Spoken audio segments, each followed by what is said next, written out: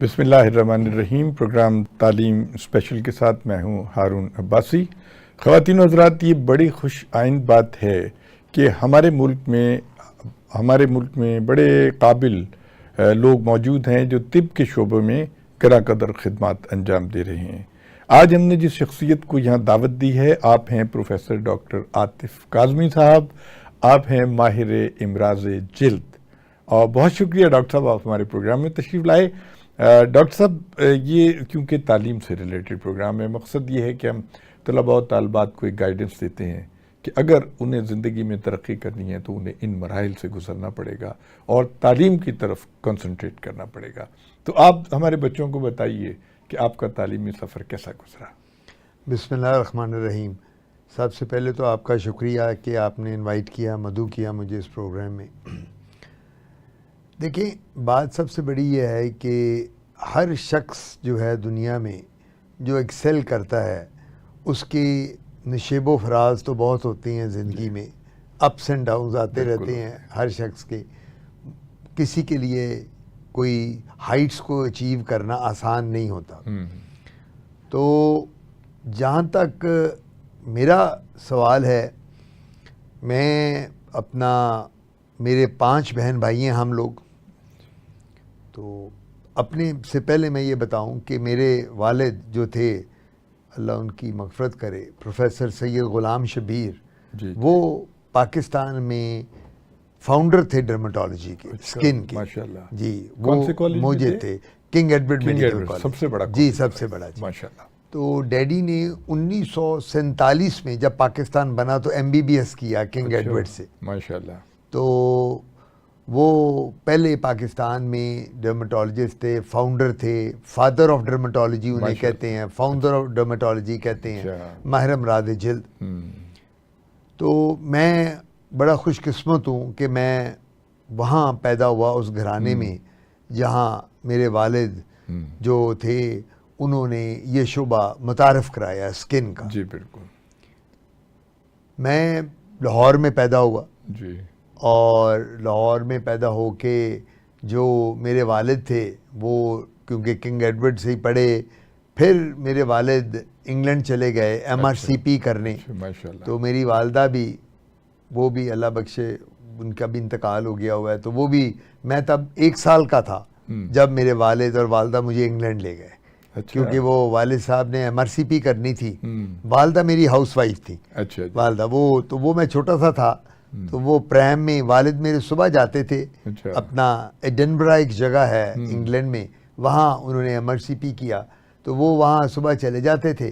तो मेरी वालदा ने मुझे प्रैम में डालना और ग्रॉसरी करनी और फिर घर लाना और ला के खाना पकाना। तो मेरे वालिद ने शाम को वहाँ से अपने हॉस्पिटल से और अपनी लाइब्रेरी से पढ़ के आना। तो हम वहाँ, मैं यानी मेरे वालिद वहाँ 3-1 साल रहे। तो मैं जब वहाँ फिर कोई 3.5-4 साल का हुआ तो फिर मेरे वालिद ने MRCP कर लिया और वो वापस पाकिस्तान आ गए। तो मैं तब दोबारा यही कॉलेज ज्वाइन कर, यही वालिद साहब की सारी ज़िंदगी किंग एडवर्ड में गुजरी। यानी ये शोबा जो स्किन का था, ये 1960 में, 1960 में मेरे वालिद ने आके शुरू किया। He was the founder. पहली दफ़ा किसी को पता नहीं होता था स्किन का, जिल्द का कोई शोबा है, और लोगों को उस वक्त जिल्द की बीमारियों का इतना इल्म नहीं था। अब तो हर बंदे को जिल्द का पता है जो प्रॉब्लम्स हैं, अब तो हर शख्स को पता है, डॉक्टर बहुत हैं जिल्द के। तो 1960 की बात है ये। तो ये कोई 65 साल, 64-65 साल हो गए इस बात को। तो वो जब आए पाकिस्तान तो वो फिर लाहौर आ गए, और बस फिर हमारा जनाब लाहौर से सफ़र शुरू हो गया। फिरोजपुर रोड पे मजंग चुंगी पे मेरे वालिद का घर था, कोई 4 कनाल का। वो तब उस वक़्त उनको अलॉट हुआ था। बस मेरे वालिद ने वो लिया। लाहौर में बड़ी मशहूर रोड है फिरोजपुर रोड, मजंग चुंगी का एक एरिया कहलाता है वहाँ, उसके पास। तो वहाँ फिर रिहाइश पजीर हो गए हम। तो मैं जब फिर स्कूल जाने लगा तो वालिद ने एक बड़ा मशहूर स्कूल था तब भी, अब भी है, तो saint Anthony's high school Lahore, आपने शायद नाम सुना होगा, लॉरेंस रोड पे है। जी बिल्कुल, बहुत मशहूर है। हमारे ज़माने में मैं 1960-61 में दाखिल हो गया वहाँ। मुझे याद है, मैं 5 साल का था जब दाखिल कराया मेरे वालिद ने। तो वहाँ हमारे ज़माने में ब्रदर्स होते थे स्कूल में, कोई हमारे लोकल टीचर्स बहुत कम होते थे। अच्छा, सारे ब्रदर्स होते थे, आयरलैंड के और इंग्लैंड के और बाकी बाहर के जितने ममालिक के, तो वो सारे ब्रदर्स हमें पढ़ाते थे। खवातीन भी थी? खवातीन भी थी। अच्छा। और वो खवातीन जो टीचर थी वो भी बाहर की थी। अच्छा। ज्यादातर पाकिस्तानी जो लोकल टीचर थे बहुत कम थे उस जमाने में, क्योंकि ये मैं ऑब्वियसली 1960 का मतलब हुआ, वही 60 साल हो गया उस चीज़ को जब मैं दाखिल हुआ। तो उस वक़्त वो जो हमें सेंट एंथनीज हाई स्कूल था, उस वक़्त उसका स्टैंडर्ड जो था वो ये था कि सारे ब्रदर्स पढ़ा रहे हैं, जो ख़वातीन टीचर्स हैं वो कम थी, लेकिन वो भी ज़्यादातर उन्हीं बाहर के ममालिक से थी। लोकल भी थी जो दूसरी भी थी, लेकिन वो ज़्यादा बाहर की थी। खैर मैंने माशाल्लाह क्लास 1 से पढ़ना शुरू किया और मैट्रिक तक 10 साल मैं सेंट एंथनीज पढ़ता रहा। ओह वाह, जी हाँ जी, वेरी गुड। मैट्रिक तक मैं 10 साल वहीं मेरा सफ़र तालीम करा। अच्छा, एक बात बताइए कि ये जो सारे फॉरेनर्स थे जी, हमारे जो बच्चे हैं, जैसे आप बच्चे थे उस ज़माने में, तो हम इस्लामी एक माशरे के लोग हैं, इस्लामी घर में हमारे जो है मजहबी तौर पे, तो उसमें कोई ऐसी बात तो नहीं होती थी कि आपको कोई ये महसूस हो कि हम अपने मज़हब से कुछ दूर हो रहे हैं या कुछ है ऐसी?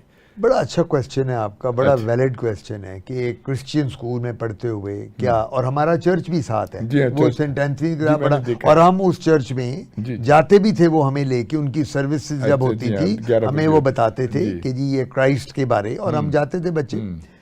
आज तक हमें फील ही नहीं हुआ वहाँ अच्छा। कि हम कोई ऐसे इदारे में पढ़ रहे हैं जो बड़ा प्रेजुडिस्ड है या मुतासिब है। अच्छा, इस्लाम दुश्मनी का इस्लामिक स्टडीज के हमारे टीचर, इस्लामियात के हमारे अपने पाकिस्तानी टीचर थे। अच्छा हमें जुमे की ब्रेक होती थी। अच्छा हाँ जी, जुमे की टीचर्स को भी ब्रेक थी लोकल, और हमें बच्चों को भी ब्रेक होती थी। जुमे के बाद फिर क्लासेस होती थी। अच्छा। उसके बाद सबसे बड़ी बात यह है कि जो उर्दू के टीचर थे वो हमारे लोकल थे। अच्छा। इस्लामियात के टीचर हमारे लोकल थे, और बाकायदा जो लोकल हमारा स्टाफ था 15% 20% जो टीचर थे, बाकायदा हमारा प्रेयर रूम बना हुआ था, वहाँ लोग नमाज पढ़ते थे, और बगल में एक मस्जिद भी थी छोटी सी, उस मस्जिद में जाके हम लोग, और आज तक यानी मुझे जो याद है 10 साल मैं वहाँ पढ़ा, 10 साल मेरा वहाँ सफ़र रहा। उस स्कूल में मुझे कभी एहसास ही नहीं हुआ कि मैं किसी क्रिश्चियन स्कूल में पढ़ रहा हूँ। अरे वाह, आप यकीन करें, हमें कभी किसी टीचर ने कोई अपनी तालीम, कोई क्रिश्चियनिटी की बात फोर्सफुली की हो, या कहा हो कि देखो आपका जो मज़हब है इस्लाम है, ये हम लोग क्रिश्चियन हैं, क्रिश्चियन मज़हब बेहतर है, इस्लाम ऐसा है, नेवर। उन्होंने आज तक कभी, मैंने कहा ना, उनमें मुतासिब था ही नहीं। गुड। अच्छा, एक और बात बताइए कि आपकी गुफ्तगू से मुझे अंदाज़ा हो रहा है कि बड़ा डिसिप्लिन था वहाँ। जी हाँ। तो किरदार साजी जो है उसके ऊपर क्या ज़्यादा जोर दिया जाता है? किरदार साजी का जितने स्ट्रिक्ट डिसिप्लिनेरियन वो थे, अच्छा, अगर हम सुबह 5-10 मिनट लेट हो जाएं तो बाहर का गेट बंद हो जाता था। अच्छा, वी वर नॉट अलाउड। एक आध दफा अच्छा। मेरे अब्बा खुद छोड़ते थे। अच्छा। और खुद लेते थे। Good। हम 5 बहन भाई थे, 3 भाई हम सेंट एंथनीज में पढ़ते थे, और 2 बहनें, मैं सबसे बड़ा हूँ फैमिली में, और जो 2 बहनें थी वो सेक्रेड हार्ट स्कूल है, न्यू हॉस्पिटल के साथ, वो GPO के साथ जी बहनें। तो मेरे वालिद ने आज तक कभी किसी ड्राइवर पे रिलाई नहीं किया। अच्छा। तो मेरे वालिद क्या करते थे, हम तीनों भाइयों को पहले सेंट एंथनीज छोड़ा, बहनों को सेक्रेड हार्ट छोड़ा, तो साथ ही में हॉस्पिटल के एडवर्ड चले गए पीछे। वाह। फिर वहां से 1:30 बजे उठे, बहनों को उठाया स्कूल से, हमें यहाँ से लिया तो घर आ गया। अच्छा डॉक्टर साहब, ये बताइए कि उस जमाने में जो एक्स्ट्रा करिकुलर एक्टिविटीज थी उसमें आप हिस्सा लेते थे, किस नौयत की थी? मैं क्रिकेट खेलता था। अच्छा।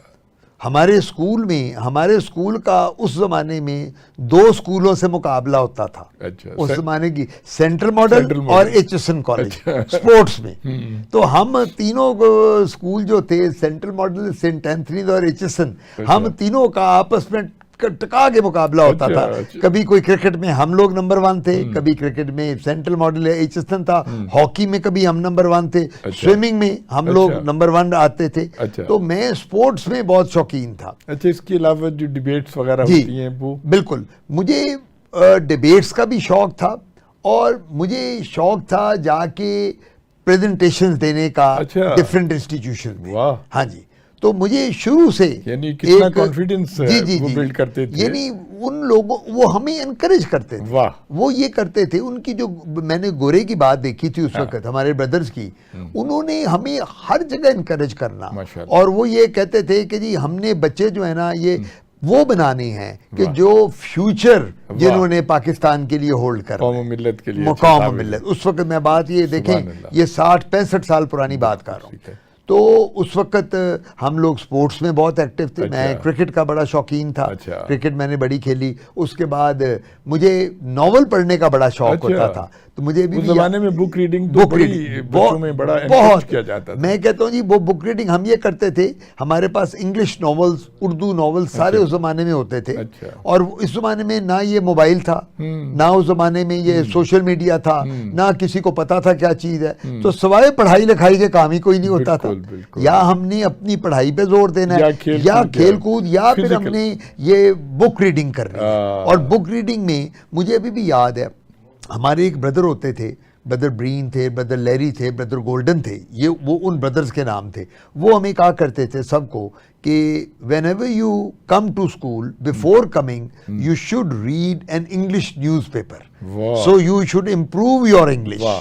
ये हमें वो कहा करते थे कि आपने इंग्लिश का न्यूज़पेपर ज़रूर पढ़ना है। हम वो इंग्लिश का न्यूज़पेपर पढ़ते थे, एक पेज पढ़ लिया, वालिद से सीख लिया, जिसकी स्पेलिंग नहीं आते थे वो मुश्किल होता था, जिसके मतलब नहीं पता था। तो अल्लाह का शुक्र है हर जगह हमें हमारे टीचर ने एनकरेज। उसके बाद डॉक्टर साहब आप आ गए कॉलेज में। जी, कॉलेज की बताइए कि आपने ये जो किया, मैंने एफएससी की। जी एफएससी मैंने 1971 में प्री मेडिकल किया सेंट एंथनी से, मैट्रिक किया, मैट्रिक वहां से किया, और फिर एफसी कॉलेज आ गया। जी, एफसी कॉलेज उस वक्त कहलाता था फॉर्मल क्रिश्चियन कॉलेज। तब तक वो अभी तक प्राइवेटाइजेशन नहीं हुए थे, नेशनलाइज नहीं हुआ। अब दोबारा वापस हो गया। जी वापस हो गया। जी मैं भी वहीं का पढ़ा। अच्छा आपने, अच्छा मुझे नहीं पता था। अच्छा तो 71 में मैंने जब वो पास किया तो प्री मेडिकल में माशाल्लाह बड़े अच्छे नंबर आए।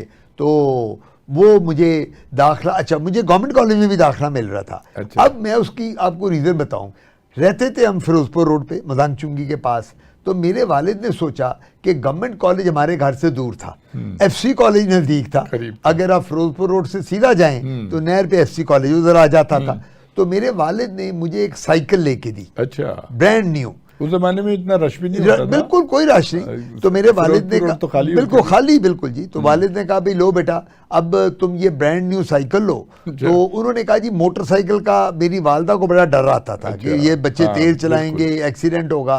उन्होंने कहा भाई तुमने जाना है। तो एफसी कॉलेज में मेरा दाखिला हो। बहुत बच्चे आते थे साइकिल। जी जी, उस जमाने में तो साइकिलिंग का बड़ा रवाज था। ये कोई तबकाती इतनी भी बात नहीं थी, गरीब अमीर बिल्कुल नहीं, उस वक्त नहीं आते। बिल्कुल आपकी बात ठीक है।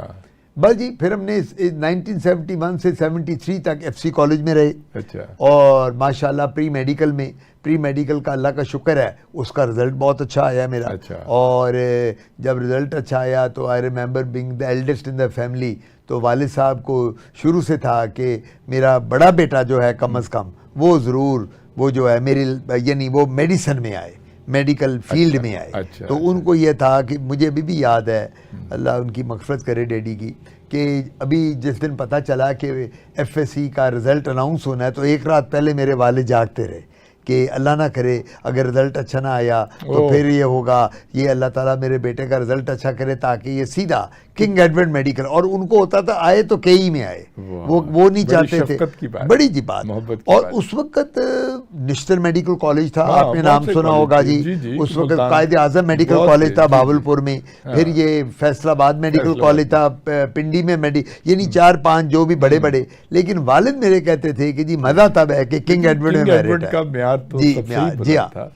तो फॉर्चुनेटली अल्लाह ने मेहनत का रंग दिखाया और हम किंग एडवर्ड में दाखिल हो गए। अच्छा, जब आपने एमबीबीएस कर लिया, जी जी, फिर आपने स्पेशलाइजेशन की जी तरफ हाँ, आए। बिल्कुल। तो ये जिल्द का शोबा आपने इस वजह से लिया कि आपके वालिद मरहूम भी उस फील्ड के थे या आपकी अपना इंटरेस्ट था? देखें, बात सबसे बड़ी होती है, एक चीज जेनेटिक भी होती है, मौरूसी भी होती है। जेनेटिक भी होती वो देखे ना, वो जिस तरह हाँ, जी, जी। वो जिस तरह कहते हैं ना, हाँ। कोई शक्ल सूरत जो होती है वो मौरूसी भी होती है। वो कहते हैं ये बाप की शक्ल है, ये माँ की शक्ल है, ये बेटे की शक्ल है, ये भाई की शक्ल है। इसी तरह जीन्स में भी आप समझ लें। अब मैं जब किंग एडवर्ड में दाखिल हुआ तो मेरे वालिद तब से केई में थे, हेड ऑफ डिपार्टमेंट थे, अच्छा। सीनियर मोस्ट वाइस प्रिंसिपल पे, प्रिंसिपल के ओहदे पे भी वो किंग एडवर्ड के वालिद साहब।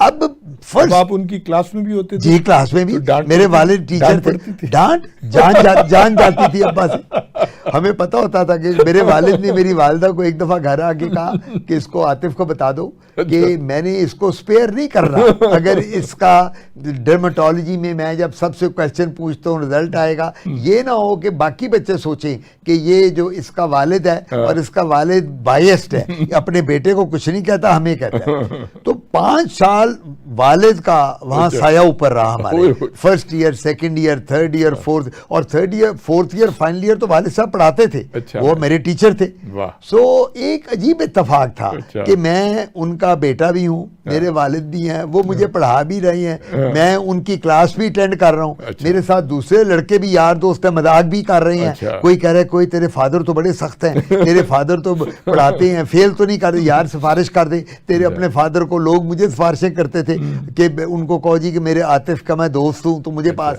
तो मकसद वो पीरियड बड़ा अच्छा गुजरा और डर भी लगता था। फिर हम को एजुकेशन में पढ़ते थे। अब को एजुकेशन में पढ़ने का डर ही होता था कि अगर कोई ऐसी वैसी बात अब्बा को पता लग गई तो वो तो अब्बा ने देख लिया तो मारे जाएंगे, फिर तो पकड़े जाएंगे। तो बस ये इतना वो पीरियड ऐसा गुजरा कि 5 साल का पता ही नहीं चला। अच्छा, नोट्स वगैरह भी बना के देते थे? जी वालिद? जी बिल्कुल। वालिद अच्छा। वालिद जब डर्मेटोलॉजी में, हम स्किन में, हमारा जब सब्जेक्ट स्किन उस वक्त होती थी 4th ईयर और फाइनल ईयर में। अच्छा। तो वालिद साहब ने नोट्स मैंने पढ़ने, वालिद साहब के अपने नोट्स थे, वो रात को मैंने पढ़ने बैठ के जब मैंने जाना, तो जब वो खाने की टेबल पे हमने बैठना दोपहर को, रात को, सारी फैमिली ने, तो वालिद ने एक ही बात करनी, हाँ भाई कैसा तेरा चल रहा है, अब क्या प्लान है तुम्हारा। तो बस वो स्किन की बातें सुन सुन के वालिद से, जिल्द की, तो इनडायरेक्टली वालिद भी चाहते थे लेकिन उन्होंने फोर्स कभी नहीं किया था। अच्छा। वालिद की एक बड़ी अच्छी बात थी, वो कहते थे बेटे जो तुम्हारा एप्टीट्यूड है तुम वो करो, I will not force you कि तुम सर्जन बनो, अच्छा। तुम फिजिशियन बनो, गायनेकोलॉजिस्ट बनो, तुम ऑर्थोपेडिक वाले बनो, मैंने नहीं तुम्हें फोर्स करना। फ्री हैंड दिया था उन्होंने फ्री कि हैंड, जो आपकी जो चॉइस दिल हो, करता है, जो आपको जी हाँ। पसंद हो। तो ठीक है। मैंने जब मैं एमबीबीएस कर लिया, जब मेरा एमबीबीएस हो गया तो उसके बाद हमारी 1 साल की हाउस जॉब होती थी, तब अब भी है वो। तो हाउस जॉब में हमें रोटेशन करनी पड़ती है। हाउस जॉब में मेडिसिन भी, सर्जरी, गायनी, ऑप, यानी हमें हर शोबे में 3-3 महीने लगाने पड़ते थे। वो जब लगाए तो उसके बाद मैंने कहा जी कि अब मैं डर्मेटोलॉजी में ट्राई करता हूँ। अच्छा। मैंने ये नहीं कहा कि मैं स्किन में करूँगा। अच्छा। मैंने सोचा कि मेरे वालिद ने कहा बेटा तुम एक दफ़ा स्किन में वार्ड में, स्किन वार्ड में आ जाओ, वहां तुम जॉब शुरू करो, पसंद हुई तो कर लो, नहीं तो छोड़ देना, जो शोभा होगा पसंद। फिर जब स्किन में घुस गया तो फिर वहां से निकलने को दिल ही नहीं किया। अच्छा। जी हाँ, बस फिर हम चल फिर वो डर्मेटोलॉजी में मैंने अपना, वहीं मेरी ट्रेनिंग हुई, मैंने कोई 2 साल वहां लगाए। अच्छा। 2 साल बाद फिर मैंने, आप बाहर गए थे? जी मैं बताता हूँ, किस मुल्क में? मैं बताता हूँ। पहले मैंने MCPS किया। अच्छा। वो यहाँ से, वो पाकिस्तान से किया। अच्छा। CPSP से 2 साल के अंदर वो जब हो गया, फिर मैं यहाँ से UK चला गया। अच्छा। फिर मैं वहां से USA चला ये गया। अच्छा, जी हाँ। ये कितने साल का? ये 2 साल USA में, 1 साल UK में। अच्छा, ये डिग्री क्या कहलाती? ये डिग्री वो कराती है अमेरिकन बोर्ड, और ये कराती थी diploma in dermatology from London. आप ये फरमाएं कि उसमें कुछ प्रैक्टिकल भी करवाते हैं या सिर्फ पढ़ा थ्योरेटिकल? नहीं, वहाँ जो अमेरिका में और इंग्लैंड में जब उन्होंने देखा कि मैं ऑलरेडी स्किन से करके आया हूँ तो मेरी जाते ही सिलेक्शन हो गई। अच्छा। वो जो इम्तिहान लेते हैं पहले, प्री टेस्ट लेते हैं। अच्छा। वो देखते हैं बच्चे को, देखे तो सही। तो मैं तो ऑलरेडी स्किन का डिप्लोमा पास करके गया हुआ था, ठीक है। तो मेरा माशाल्लाह नॉलेज इतना था कि मुझे वहाँ मसला नहीं हुआ। अच्छा। तो वहाँ हमने मरीज भी देखे, बाहर उनके भी गोरे मरीज भी देखे, गोरे मरीजों की स्किन प्रॉब्लम्स देखी जो उनमें ज्यादा देखी जाती हैं। अच्छा। हमारी स्किन जो है इसकी प्रॉब्लम ज्यादातर डिफरेंट है, उनकी प्रॉब्लम्स डिफरेंट मेरा है। ख्याल है उनकी खुराक, जी उनका हाँ। जो शराब वगैरह, और शराब, दूसरी उनका चीजें- खुराक और उनका वेदर, जी जी उनका जो वेदर है वो डिफरेंट है, हमारा वेदर डिफरेंट जी है। बिल्कुल। डॉक्टर साहब, ये जो जल्दी अमराज हैं, ये क्या वजूहात हैं कि पाकिस्तान में जल्दी अमराज बहुत बढ़ते जा रहे हैं? इसकी क्या कॉजेस क्या है? देखिए, बात सबसे बड़ी यूँ है कि जल्दी अमराज तो शुरू से ही बहुत थे। अच्छा। अब आजकल पोल्यूशन, डस्ट, वेदर, आबादी का बढ़ना, लोगों को पता ना होना कि अपने आप को किस तरह साफ रखना है। कपड़े एक अगर पहने हैं, जीन पहनी एक बच्चे ने तो उसी जीन में सो गया, उसमें उठ के आ गया, दो दो तीन तीन। सफाई जो है ना, जिसको कहते हैं सफाई निस्फ़े ईमान है, अब वो अनफॉर्चुनेटली हमारे जो लोग हैं ज़्यादातर वो सफाई की तरफ बहुत उनका ख्याल नहीं है। और आबादी बढ़ रही है, एक घर में 6-6, 7-7 बच्चे हैं, बेचारे एक कमरे में सो रहे हैं।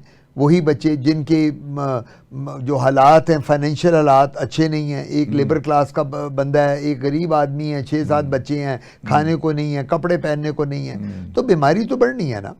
तो जल्दी अमराज जो हैं, और वो कहते हैं skin is the largest organ of the body. अच्छा, देखें, इससे बड़ा ऑर्गन ही कोई नहीं पूरे जिस्म का। अब यही है, इससे बड़ा ऑर्गन कौन सा है? अगर स्किन ना होती तो आप हम जिंदा ना होते।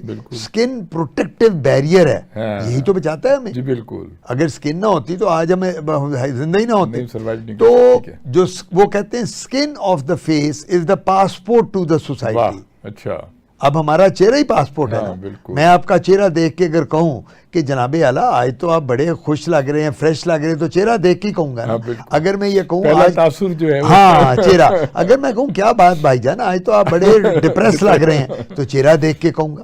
तो बॉडी जो स्किन है, स्किन सब कुछ रिफ्लेक्ट करती है बंदे का इनर सेल्फ। गुस्सा है तो स्किन से पता चलता है, अगर खुशी है तो स्किन से पता चलती है, गम है तो उसके। इवन जब शादियां रिश्ते होते हैं, अपार्ट फ्रॉम अदर थिंग्स, लड़के लड़की वाले एक दूसरे को देखते हैं, जेनेटिक, चेहरा जो है वो बड़ा इंपॉर्टेंट।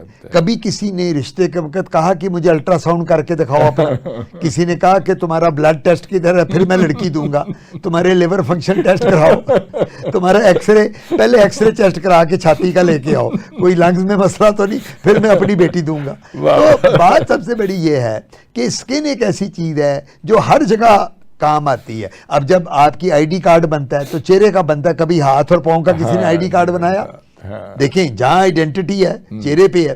तो बड़ी इंपॉर्टेंट बात है कि स्किन को, बीमारियां स्किन की अब 3,500-4 हजार हैं इस वक्त। अच्छा। जो स्किन डिजीजेज हैं ऑल ओवर द वर्ल्ड, गोरों में, कालों में, हम लोगों में, दूसरों में। तो ये स्किन प्रॉब्लम बहुत बढ़ रही हैं। Weather number 1, improper diet number 2, cosmetics number 3। हमारी खवातीन जो हैं इतना कॉस्मेटिक्स यूज करने लग गई हैं, उनको पता ही नहीं होता इन कॉस्मेटिक्स में है क्या। उन्होंने जो देखना है टीवी पे, या उन्होंने जो देखना है प्रिंट मीडिया, इलेक्ट्रॉनिक मीडिया पे, सोशल मीडिया पे, वो उन्होंने यूज कर लेना। लेकिन क्या डॉक्टर साहब कोई हुकूमत की कोई तवज्जो इस, ये जो आपकी इतनी बड़ी बड़ी ऑर्गेनाइजेशंस बनी हुई हैं मेडिकल उसकी, तो वो ये तो बहुत बड़ा क्राइम है जो ख़वातीन आजकल क्रीमें इस्तेमाल करती हैं रंग गोरा करने की ख़ास तौर पे, और उसमें तो कैंसर भी हो जाता है बाद दफ़ा। देखिए, आपकी बातें बिल्कुल ठीक हैं, बात होती है प्रायोरिटीज़ की। कौन बंदा किस चीज़ को कितनी इंपॉर्टेंस देता है।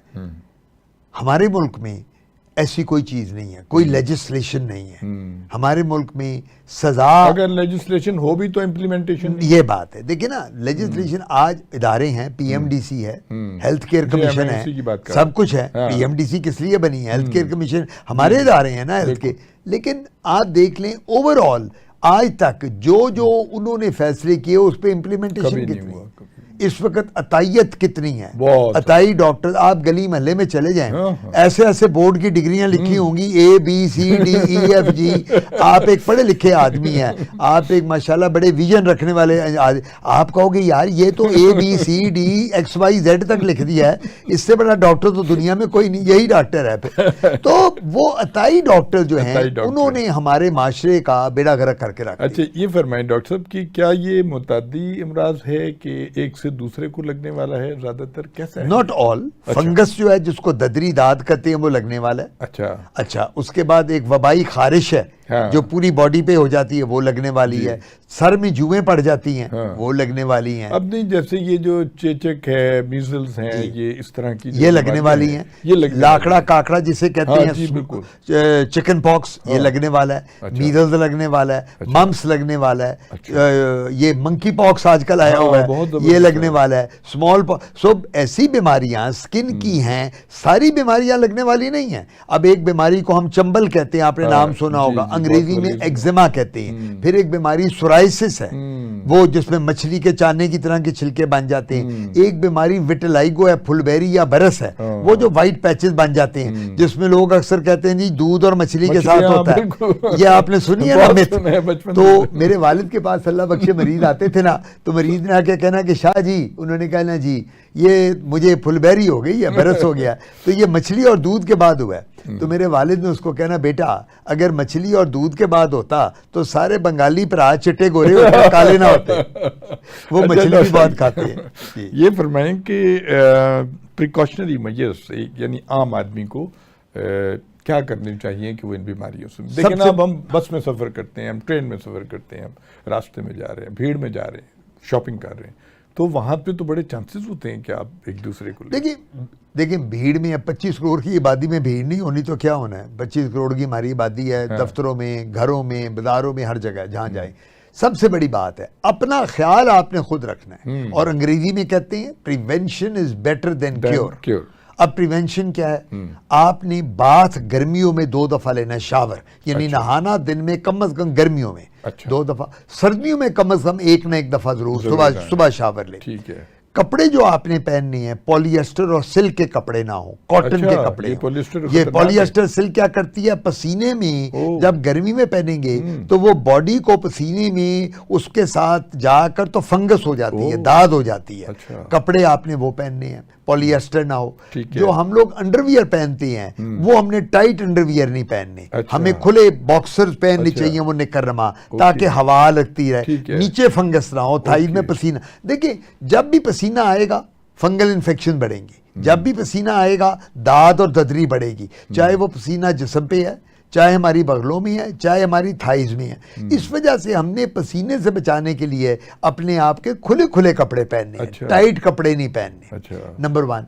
नंबर 2, पानी का इस्तेमाल बहुत ज्यादा करना चाहिए। अच्छा। जी हाँ, क्योंकि बरसात में आजकल के दिन जो लाहौर में हम बैठे हैं, पानी के साथ नमकियात भी कम हो जाती हैं, सॉल्ट एंड वाटर डिप्लीशन कहते हैं उसको। उसका क्या होता है, फिर डिहाइड्रेशन हो जाती है, बंदे में कमजोरी हो जाती है। फिर उसके बाद अगर आप स्किन अपनी फ्रेश रखना चाहते हैं, तरोताज़ा, तो सबसे बड़ी बात है फ्रूट, जूस, फल, दूध, दही, मिल्क शेक्स, ये ज़्यादा लें। लेकिन डॉक्टर साहब पानी जो है वो भी कॉन्टेमिनेटेड, हमारे यहाँ जो पानी है, अब लोग जाहिर है ये बॉटल्स वाला पानी पीते हैं घरों में भी। आम जो पानी है वो वर्ल्ड हेल्थ ऑर्गेनाइजेशन ने भी बताया है कि ज़्यादातर हमारे यहाँ इलाकों में जो पानी है वो पोल्यूटेड है। तो आप इसमें क्या फरमाते हैं? आपकी बात बिल्कुल ठीक है, आप जो बात कर रहे हैं 100 नहीं 200% ठीक कर रहे हैं। हमें टाइफॉइड क्यों होता है? हमारे मुल्क में टाइफॉइड, कॉलेरा, पेट खराब होना, डायरिया हो जाना, बुखार, ये क्यों होता है? ये गंदे पानी की वजह से है ना। जो अब हर शख्स तो मिनरल वाटर नहीं पी रहा, नहीं पी सकता। हमारी 70-80% आबादी तो वही है जो पानी वो पीती है। दूसरा, अब देखिए इसमें अब ये कह देना कि मैं हर बंदे को कहूँगी मिनरल वाटर ले, जो बेचारा गरीब आदमी है वो कहाँ से मिनरल वाटर पिएगा? मिनरल वाटर में भी बड़ा फ्रॉड है। मिनरल वाटर में सारे अच्छे थोड़ी हैं। बिल्कुल ये मिनरल वाटर के बड़े स्कैम आए हैं, और वो कहते हैं जी मैं नाम तो नहीं ले सकता यहाँ उसके कंपनियों के, लेकिन वो कहते हैं जी उस कंपनी का पता चला, जब उसका एनालिसिस किया तो पता चला जी वो तो आधा 50% तो उसमें इन्फेक्शन थी सारी। सो इसमें तो देखें बात सबसे बड़ी है कि पानी का पीना किस तरह पिया जाए। पानी जो है ना, गांव में बहुत अच्छा पानी मिलता है, जो उनके पंप लगे हुए हैं गांव में, जो उनका नीचे से पानी आता है, जो उनकी नहरें जा रही हैं, ट्यूबवेल का पानी, वो लोग लकी हैं। गांव के लोगों की अगर आप जिंदगी देखें तो हम शहरी लोगों से बहुत अच्छी बेहतर है। हाँ। वो बीमार कम होते हैं, फजा भी उनकी आलूदगी से पाक सर मैं आपको बताऊं, आप हैरान होंगे, मेरे पास मरीज आता है ना कि कोई गाँव का होता है, जो गाँव में रहता है, बुजुर्ग है 80, 85, 90 साल का, लो जी वो आके बैठ जाता है, उसका बेटा लाता है, कहता है मेरे वालिद हैं ये स्किन एलर्जी है। मैं कहता हूँ जी बुजुर्गों को शुगर है? कहता कभी नहीं। मैं कहा ब्लड प्रेशर नहीं, मैं कहा कोलेस्ट्रॉल यूरिक एसिड नहीं, मैंने कहा कोई फालिज, कहते जी मेरे वालिद अब 90 साल के हैं, आज तक बुखार तक नहीं हुआ। सुभान अल्लाह, बड़ी बात। अब ये मैं आपको बता रहा हूँ उन हमारे गांव विलेजेस में जहाँ पोल्यूशन नहीं है, जहाँ डस्ट नहीं है, खुला खुला माहौल है, पंप का पानी लगा हुआ है, वहाँ वो जनाब नहरें बह रही हैं पानी की, दूध प्योर है, उस दूध में मिलावट नहीं है इसकी पानी की। हाँ, लेकिन डॉक्टर साहब एक सवाल यहाँ पे ये पैदा होता है कि हमने बाहर के मुल्कों में देखा कि जो फसलों पे स्प्रे करते हैं तो वो एक यानी कि समझें कि शीशे का एक बॉक्स सा होता है, या कहते हैं जिसके अंदर वो बंदा बैठा होता है और वो अंदर से स्प्रे कर रहा है। यहाँ पे मुंह पे कपड़ा लपेटा, नहीं लपेटा और स्प्रे कर दिया। ये जो पेस्टिसाइड्स वगैरह का जो है उससे स्किन डिजीज़ भी हो रही हैं और उससे आँखें भी यानी अंधापन भी हो रहा है। तो उसकी आप जो गांव की वो जो रक्षा आप खेल रहे हैं वो बिल्कुल ठीक है, लेकिन उसके साथ साथ ये खराबियाँ भी पैदा हो रही हैं। देखिए 100% परफेक्शन आपको कहीं नहीं मिलेगी, ठीक है, चाहे गाँव हो चाहे शहर हो। कुछ एडवांटेजेस जो हमें हैं वो उनको नहीं है, कुछ एडवांटेज जो उन्हें हैं वो हमें नहीं है। और ये जो आप बात करें पेस्टिसाइड स्प्रे की और जो ये वहाँ जाके खेतों में काम करती हैं खवातीन मर्द, उनके बिल्कुल आप ठीक कहते हैं, आंखें भी लाल होती हैं, उनकी वो प्रॉब्लम भी। मैं ये नहीं कहता कि जी जो एक शहर का या गांव का जो शख्स है वो बिल्कुल 100% उसको कुछ नहीं होगा, दूसरे को होगा। मैं सिर्फ आपको ये बता रहा हूँ जनरली ये प्रॉब्लम जो हैं पेस्टिसाइडल, ये किस तरह ठीक होंगी जब आप एजुकेट करेंगे, जब आप अवेयरनेस आएगी। हाँ। ये उसके बगैर तो नहीं ठीक हो सकती। आज हम ये जो प्रोग्राम कर रहे हैं ये भी अवेयरनेस के लिए है ना, बच्चों को इसी तरह जब प्रोग्राम होंगे उनको बताया जाएगा कि बेटा आप जब पेस्टिसाइडल स्प्रेज में आप जब उनको करते हैं अपनी जाके जो आपने सब्जी उगाई हुई है, जो आपका अनाज है, तो you have to be careful आप उसको। अच्छा फिर हमारे पास वसाइल उतने नहीं हैं। देखें ना बाहर के मुल्कों की आपने बात की, उनके पास बहुत वसाइल हैं, उनके पास फाइनेंशियल प्रॉब्लम नहीं है। हमारे पास तो इतने वसाइल ही नहीं होते यहाँ के जी वो बंदा अलग-अलग एक डब्बा बनाए और उसमें शीशे के डब्बे में बैठ के करे और वो हो। तो द पॉइंट इज प्रॉब्लम हर जगह हैं, लेकिन अगर आप कंपैरिजन करें, मैं एक बात कर रहा था ये जो सेहत की और स्किन की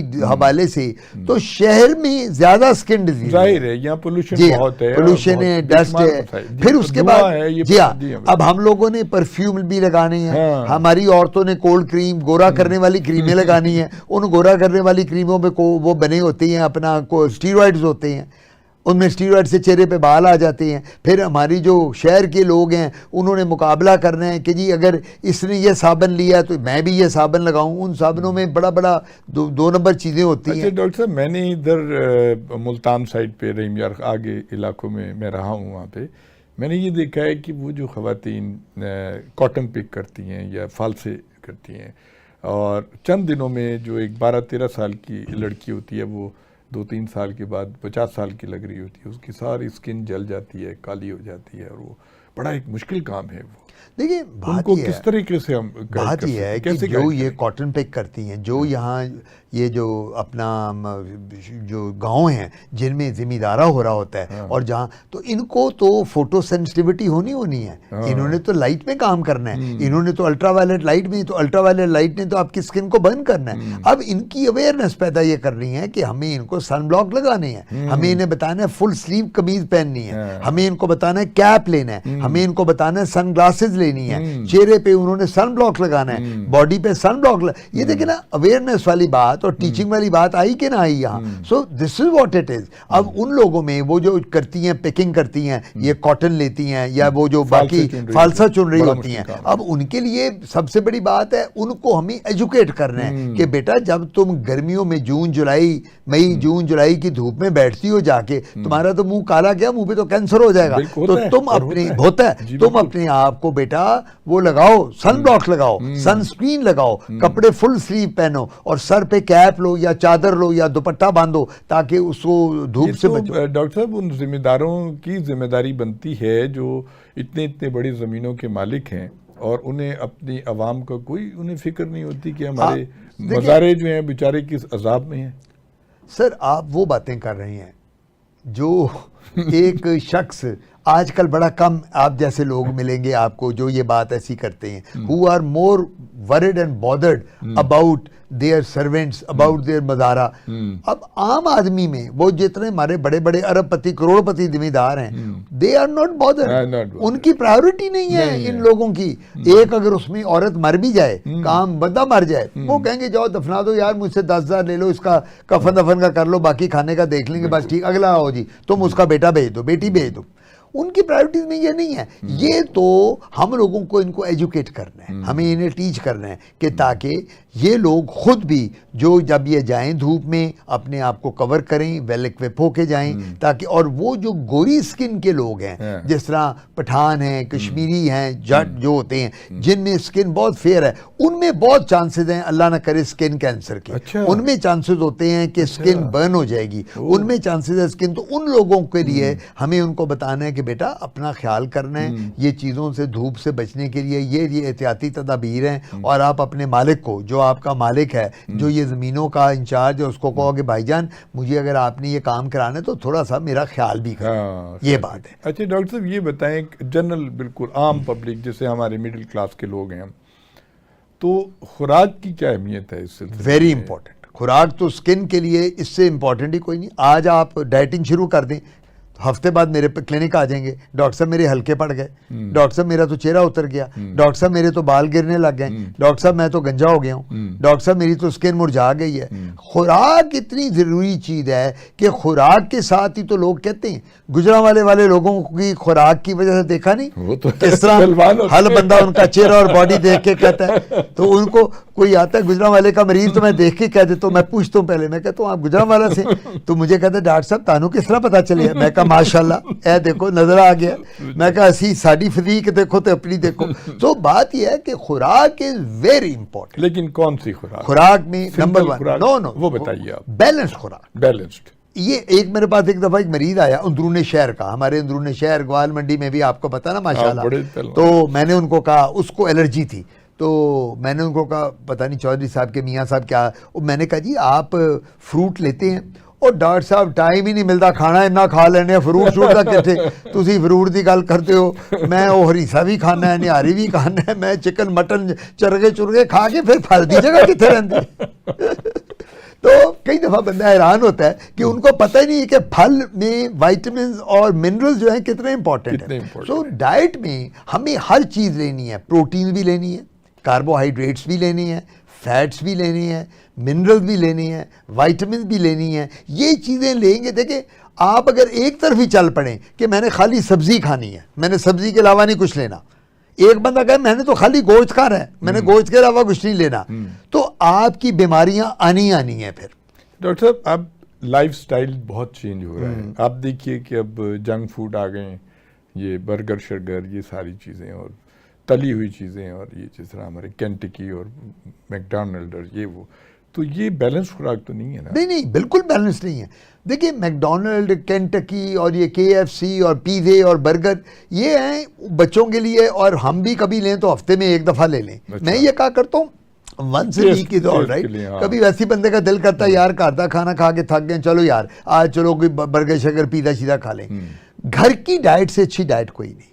अच्छा। ये बात है कि देखिए आपको क्या पता कि जो आप बर्गर खा रहे हैं वो ताज़ा है कि बासी है, कि पिछले मुर्गी मरी हुई थी। हाँ। और पिछले बार तो एक स्कैम था कि गधे का गोश्त भी लोग बना रहे थे, कछुए का। हाँ। कोई कहता है जी कुत्ते भी लोगों ने काटे। सो द पॉइंट अपने घर के तो डाइट का आपको पता है ना, क्यों लोगों के पेट आजकल बहुत खराब होते हैं। जो बंदा बाहर हाथ से खाना खाता है, ओ जी मुझे तो गैस्ट्राइटिस, सॉफ्ट ड्रिंक्स, बिल्कुल सॉफ्ट ड्रिंक्स वगैरह बिल्कुल उनको भी कभी नहीं सॉफ्ट बंद ना करें, कभी कभार कोई पार्टी है ले लें, कभी आप बाहर खाने पे जाते हैं ले लें, घर में पानी पिए। मुझे याद है अल्लाह बख्शे मेरे वालिद गर्मियों में कहते थे जो बच्चा सुबह दही खा के नहीं जाएगा और आम के साथ कच्ची लस्सी नहीं पिएगा उसका पॉकेट मनी मैं बंद कर दूं। अच्छा। हमारे बच्चों को ऑर्डर था, बहनों भाइयों को, हम लोगों को, कि जी गर्मियां जब आती थी दही मैंडेटरी है, और अगर आम खाने हैं तो आम के लिए कच्ची लस्सी बड़ी जरूरी है, नहीं तो तुम्हारा पॉकेट मनी नहीं मिलेगा। तो वो जमाने थे। लेकिन अब जिस तरह आपने कहा ये बर्गर पिज़्ज़ा और ये फास्ट फूड वाले आ गए हैं। लेकिन डाइट जो आप पूछ रहे हैं ना स्किन के लिए, अगर आप चाहते हैं आपके चेहरे पे ग्लो हो, चमक हो, आपका चेहरा फ्रेश लगे, तो डाइट इज वेरी इंपॉर्टेंट जो मैंने आपको बताई है। जी बिल्कुल। जी हाँ, और फ्रूट्स और जूसेस, उनका देखें, फ्रूट्स और जूसेस को नहीं छोड़ना चाहिए। इवन आपको शुगर भी है, जो घर में बना, जो घर का फ्रेश ज्यादा जूस बेहतर है। मैं डब्बे की जूस की बात नहीं कर रहा, फ्रेश जूस की बात कर रहा हूँ। तो ये जरूर लें और इसके साथ बंदा बड़ा फ्रेश लगता है। और अननेसेसरी मेकअप ना करें, अननेसेसरी कॉस्मेटिक्स ना यूज करें, अननेसेसरी क्रीमें ना लगाएं। इन चीजों के साथ हमारी स्किन खराब होती है। जी जी जी। ख़वातीन और हज़रात, आप प्रोफेसर डॉक्टर आतिफ काज़मी साहब की गुफ्तगू सुन रहे थे। माहिर इमराज़ जिल्द हैं, बहुत ही इन्होंने हौसला अफजा बातें की हैं और बहुत अच्छी गाइडेंस दी है आम आदमी के लिए, देहातियों के लिए, और ख़ास तौर पे हमारे नौजवान तलबा और तालिबात।